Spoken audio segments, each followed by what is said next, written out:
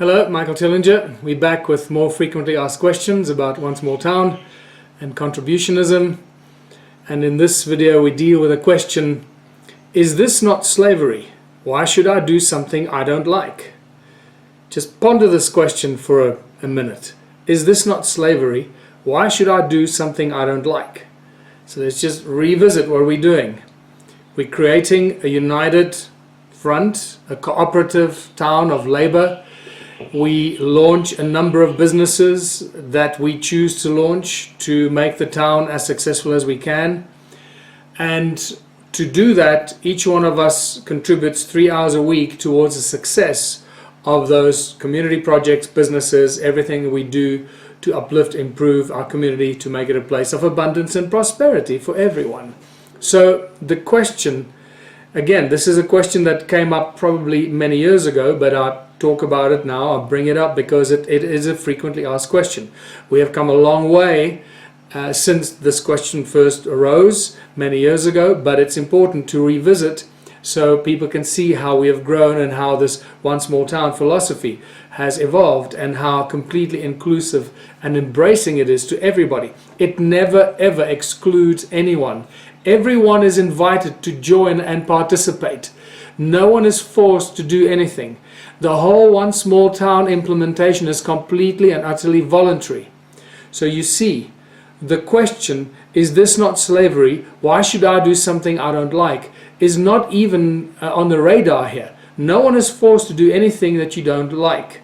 What you are contributing is by choice 3 hours a week, and you'll be asked to do something as a task for the town, for the community that is necessary. And we've discussed in other videos how the allocation of the 3 hours will be created, how that will be set up, what people will be asked to do, how you'll be told or asked what to do, where to go, where to provide your 3 hours every week.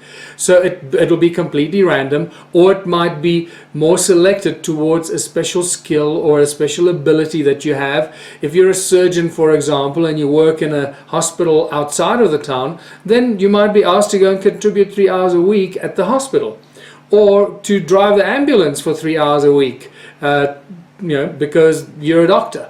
So no one is forced to do anything. It is a choice. You choose to join the One Small Town initiative, and that's when you start to deliver and contribute your 3 hours a week. So certainly not slavery. Let's compare that to your life today, to all our lives today. Today we work jobs. Those people that are very fortunate to run their own businesses, first of all, many people that run their own businesses know how stressful that is. If you run your own business, that becomes a total slavery system, because everything in your life revolves around your business. You wake up every morning and you worry about how you're going to do certain things, how you're going to make things work. Most businesses struggle to survive. They are only the very privileged businesses and very lucky ones actually just on a roll that make money constantly without an effort to stay alive. Most businesses, especially the small businesses, is a constant effort to improve, upgrade, market, attract more business, more customers, so that your competition down the road doesn't take your business away. It's a constant struggle for survival. That becomes a slavery to your own business, a slavery to capitalism, a slavery to competition, dog eat dog, because if you don't do that, you will lose your business. So if anything is a slavery, it is running your own business. And secondly, slavery is all of us. If you don't have a business, you just have a job. That's the worst kind of slavery. You're a complete and utter slave to your company, to the business that you work for. Because if they start losing money, or if they start running into trouble, the first thing they do normally is cut the staff members. And that's why you have no control over your future.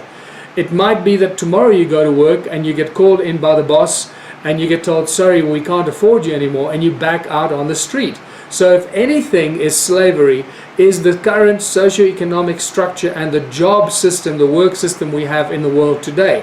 We are slaves to corporations. We are slaves to our governments, slaves to government departments, slaves to our towns, our municipalities. We have to pay, pay, pay. If you don't pay, you lose everything you've got.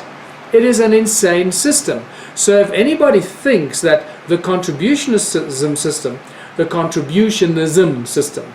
or contributionism is a slavery system, clearly has not gone through the plan, has not read enough, has not informed themselves about what it is that we are doing. All you have to do is contribute 3 hours a week to get all the benefits of all the businesses that we have initiated in our town. Every business, the benefits that whether it's food, technology, electricity, engineering, haircuts, horse rides, whatever it is. Right now, most people that have jobs wake up in the morning, they have to catch a train or a bus or sit in the traffic or a bicycle or walk to work in the rain, in the cold, in the heat, and spend 8 hours or more working as a slave for that company, for that business. Then you come back, you spend another hour or 2 hours just to commute to get back to your house. Most people currently work at least 10 hours a day, and they think that they are free. Many people still believe they are free, that this is freedom, or they have to work 10 hours a day to get some money at the end of the month or at the end of the week so they can buy bread and milk and pay their rent and pay all the things they have to pay for, and have very little left to show for their efforts, and then start all over again, month after month, year after year. That is a slavery system.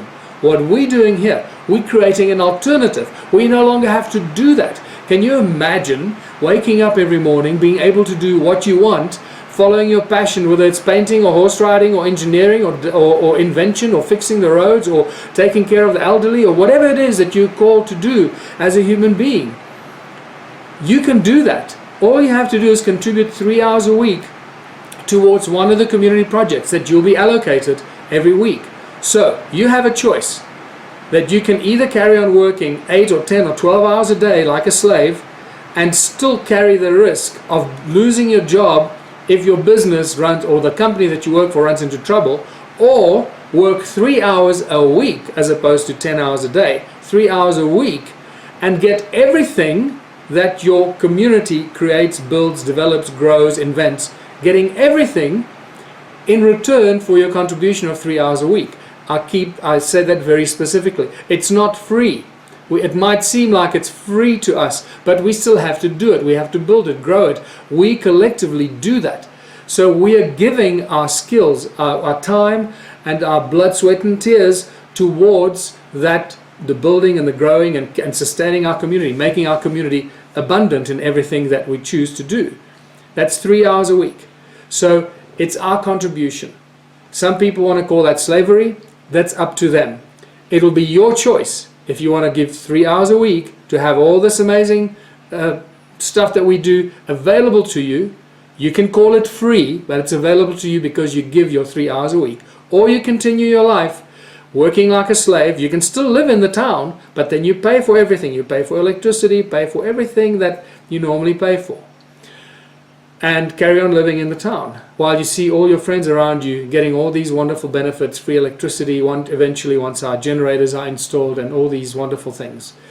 So this question, is this not slavery? Why should I do something I don't like? Is completely out of place in a one small town or contributionism society, because people do this with love and joy, knowing that they're contributing to the greater good and the well-being of their community, and the rest of the time they have free to do what they love to do.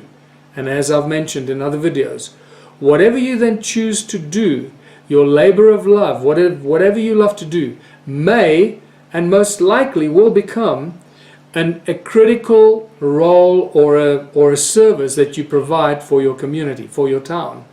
Whether it's scientific research, whether it's planting seedlings because that's what you love to do, whether it's grooming horses and breeding horses, whether it's protecting the butterflies or the bees, or checking the cleanliness of the water in the river, whatever floats your boat, you will follow your passion. And when you request support from your community, you will probably get the support, because the community and the council of elders will have a meeting and they'll decide that what it is that you're doing, for example, wanting to make sure that the water is clean and pure, yes, we'll decide as a community that's a necessary thing that we need to do. It's definitely a necessary service. So they'll make funds available from the large income every month that comes from all the other businesses. It could be billions of dollars, by the way, as you know.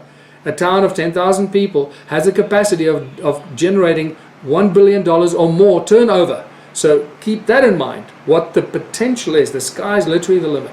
So you will have a choice to follow your dreams, do what you want. You will certainly not be a slave.